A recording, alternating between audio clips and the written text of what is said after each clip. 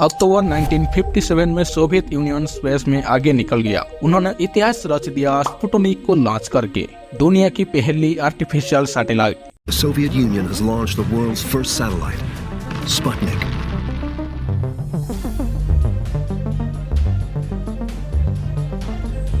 एक महीने बाद उन्होंने एक और सैटेलाइट भेजी, स्पुतनिक 2। इस बार इस सैटेलाइट के अंदर एक लिविंग क्रिएचर था जिसका नाम था लाइका।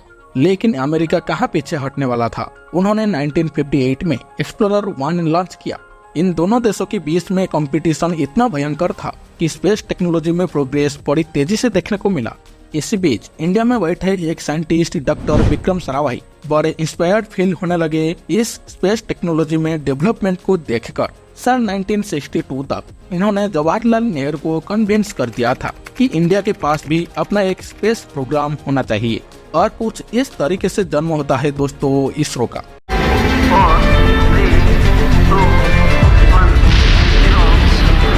India is aiming to become the 4th space agency to reach the mythical sphere.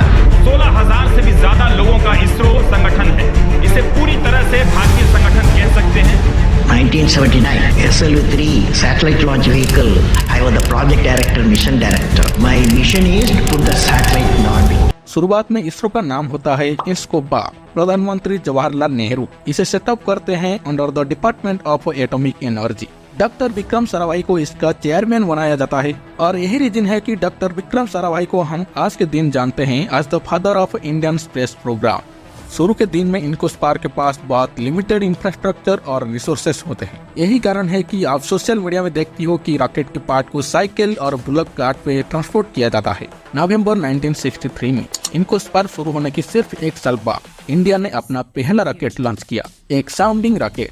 एक ऐसा रॉकेट जिसमें इंस्ट्रूमेंट होते हैं अलग अलग मेजरमेंट्स लेने के लिए। अर्थ की एटमॉस्फेयर में इलेक्ट्रॉन को स्टडी करने के लिए इसे लॉन्च किया गया और उस वक्त उसे सप्लाई किया था नासा ने। इसकी लॉन्च होने के बाद इंडियन साइंटिस्ट को एक्सपीरियंस मिला, नासा से सीख मिली और फिर हमने बनाया पहला खुद का साउंडिंग रॉकेट। इसका नाम था रोहिणी 75 और 28 नवंबर 1967 को इसे सक्सेसफुली लॉन्च किया गया। और इनके कुछ साल बाद 15 अगस्त 1969 को इनकोस्पार को रीनेम कर दिया जाता है इसरो, क्योंकि अब ये सिर्फ कोई कमेटी नहीं थी, अपनी खुद की एक ऑर्गेनाइजेशन बन गई थी। एक ऐसी ऑर्गेनाइजेशन जिसका मकसद था स्पेस टेक्नोलॉजी का इस्तेमाल करना देश की विकास में। एक बार फिर से डॉक्टर साराभाई को चेयरमैन बनाया जाता है इस ऑर्गेनाइजेशन का। डॉक्टर साराभाई के अंडर 1975 में इसरो अपनी पहला आर्टिफिशियल सैटेलाइट लॉन्च करता है जिसका नाम होता है Aryabhata. Country's first satellite, Aryabhat, was launched into space. The satellite name was given after Aryabhat, who was a famous Indian astronomer, mathematician in the 5th century. ISRO ने सोवियत यूनियन की मदद ली थी इस सैटेलाइट को लॉन्च करने के लिए, लेकिन 1980 में इंडिया सक्सेसफुल हो जाता है खुद का लॉन्च व्हीकल बनाने में। पहला सैटेलाइट लॉन्च व्हीकल SLV-3 इस्तेमाल किया जाता है रोहिणी सैटेलाइट को ऑर्बिट में भेजने के लिए। और इसके बाद इसरो और कई लॉन्च व्हीकल पर काम करता है जैसे कि ASLV, PSLV और GSLV। अप्रैल 1984 में एक और रिकॉर्ड टूटता है। एक फॉर्मर इंडियन एयरफोर्स के पायलट एक लौते और पहले इंडियन सिटीजन बन जाते हैं स्पेस में जाने वाले। ये एक्चुअली में सोवियत यूनियन के रॉकेट सोयुज़ G11 में बैठकर स्पेस में गए थे और 8 दिन तक स्पेस में रहे थे। अगले 2 दशक में इसरो बहुत तेजी से ग्रो करता है। साल 2008 में चंद्रयान 1 मिशन सक्सेसफुल हो जाता है। इंडिया का पहला मिशन चांद पर जाने वाला। 7, 6, 5, 4, 3, 2, 1, 0, +1, +2।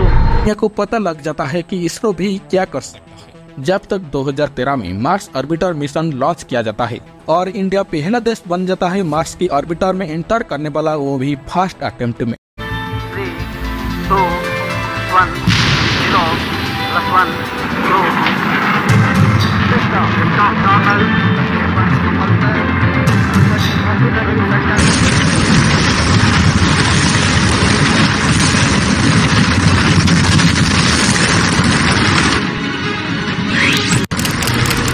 और इंडिया चौथा देश था ऑर्बिट में जाने वाला मार्स का। और इसरो ने ये कर दिखाया था सिर्फ $74 मिलियन की कॉस्ट पे। लेकिन एक सवाल जो बहुत सारे लोगों के दिमाग में आता है कि इसरो की ये बड़ी अचीवमेंट्स नासा के सामने कितने फीट बढ़ते हैं। क्या इसरो नासा की बराबरी कर सकता है? नासा की स्थापना 1958 में की गई थी, लेकिन तब से लेकर अब तक नासा ने हजारों से ज्यादा अनमैन्ड मिशन और करीब 245 मिशंस लॉन्च करे हैं आउटर स्पेस में। इनमें से सबसे बड़ा था साल 1969 में, जब पहली बार इंसानों को चांद पर भेजा गया। Humanity decides the way to beat the Soviets is to put a man on the moon. We choose to go to the moon in this decade and do the other things, not because they are easy, but because... Neil Armstrong पहली आदमी बन गए चांद पर कदम रखने वाली Apollo 11 की mission में। इसके अलावा इनका केपलर स्पेस टेलीस्कोप, जिसने हजारों एक्सोप्लैनेट्स को डिस्कवर किया। फिर नासा ने मार्स के सरफेस तक भी रोवर भेजे हैं, जैसे कि 2015 में क्यूरियोसिटी रोवर मार्स की जमीन पर लैंड किया और पानी का पहला एविडेंस पाया। तो क्या कारण है एक्चुअली में कि नासा बाकी स्पेस एजेंसी के कंपैरिजन में इतना आगे है? सोवियत यूनियन जब इस रेस में आगे निकल गई, जब उन्होंने अपनी पहली सैटेलाइट लॉन्च करी, तब अमेरिका को लगा कि हम पीछे कैसे रह सकते हैं। इन दोनों के बीच में इतना ज्यादा फियर्स कंपटीशन था कि जिसके बदले हमें इतने सारी इनोवेशन देखने को मिली। इसके अलावा दूसरा कारण है नासा की गोल्स। नासा की गोल्स को अगर आप डिटेल्स में देखोगे तो आपको देखेगा कि उनका बेसिकली मकसद है मैनकाइंड की नॉलेज को इंक्रीज करना और इंसानों की प्रेजेंस स्पेस में बढ़ाना। इसे आप इसरो से कंपेयर करो तो इसरो को एक्चुअली में किसी रेस से कम्पीट करने के लिए नहीं बनाया गया। इसरो का मकसद था स्पेस टेक्नोलॉजी को डेवलप करना देश के सोशियो इकोनॉमिक बेनिफिट के लिए। इसरो ने ऐसी चीज पर फोकस किया जिसमें देश का भला हो, जैसे कि एक ऐसा सैटेलाइट नेटवर्क बिछाया जा सके जिससे टेलीविजन की ब्रॉडकास्टिंग हो सके। हालांकि जो बाद की मिशन थे इसरो के, जैसे कि चंद्रयान या मंगलयान, वो एक्सप्लोरेशन की कैटेगरी में ज्यादा फिट बैठते हैं, लेकिन शुरुआत में इसरो का फोकस इन चीजों पर इतना नहीं था। इसके अलावा तीसरा कारण आ जाता है दोनों एजेंसी का बजट। तो नासा का पूरे साल का बजट है अराउंड $24 बिलियन।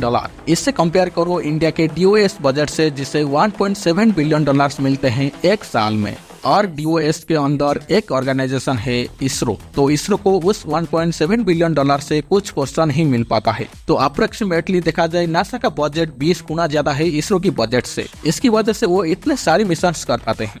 लेकिन इसरो अपना ज्यादातर बजट स्पेंड करता है नई टेक्नोलॉजी को डेवलप करने में, स्पेस व्हीकल की कंस्ट्रक्शन में, ग्राउंड मिशंस और जो नेसेसरी स्पेस मिशन है सिर्फ उन्हें ही कंडक्ट किया जाता है। नेचुरल सी बात है कि नासा का इंफ्रास्ट्रक्चर कई गुना बेहतर है इसरो के कंपैरिजन में।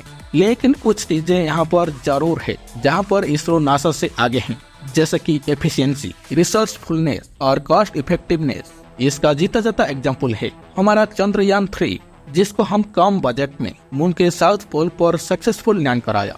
इसके अलावा कई और मिशन प्लान की गई है इसरो के द्वारा, जैसे कि शुक्रयान 1 जो वेनस पर जाएगा, साल 2024 में किया जाएगा ये, और कई स्पेस एजेंसी के साथ कोलाबोरेट करके किया जाएगा ये।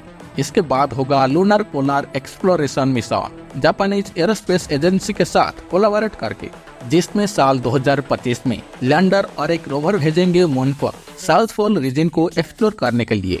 साथ ही साथ एक मंगलयान 2 मिशन भी प्लान किया जा रहा है। लॉन्ग टर्म फ्यूचर में सबसे एम्बिशियस प्लान की बात करें, इसरो का प्लान है कि साल 2023 तक इंडिया का खुद का स्पेस स्टेशन हो स्पेस में। तो दोस्तों, आपको ये वीडियो कैसा लगा हमें कमेंट सेक्शन में जरूर बताएं। चैनल पे नए है, चैनल को अभी तक सब्सक्राइब नहीं किया है तो सब्सक्राइब जरूर करें ऐसे ही इंफॉर्मेटिव वीडियो पाने के लिए।